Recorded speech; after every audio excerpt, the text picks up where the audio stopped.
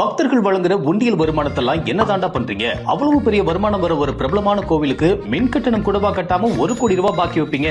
இந்த கேள்விதான் இப்போ சமூக வலைதளங்கள்ல அதிகமா கேட்கப்பட்டு இருக்கு. காரணம், மதுரை மீனாட்சி அம்மன் கோவில் சித்திரை திருவிழாவுக்காக மின்சாரம் வழங்க முடியாதுன்னு மாநகராட்சி ஆணையர் அறிவிச்சிருக்காரு. 1 கோடி ரூபாய் மின்சார கட்டணம் நிலுவையில் இருக்கிறதுனால மின்சாரம் வழங்க முடியாதான். ரம்ஜானுக்காக 240 கோடி ரூபாய் செலவு செஞ்ச தமிழ்நாடு அரசு மீனாட்சி கோவிலோட கரண்ட் பில் 1 கோடியை கட்ட முடியாதா? அறநிலையத்துறை அப்போ எதுக்குதான் இருக்கு அப்படிங்கிற கேள்வியும் எழுந்திருக்கு. இதுவரைக்கும் 1618 கோடி ரூபாய் அரசு கட்டிடங்களுக்கான மின்தொகை செலுத்தாம இருக்கு.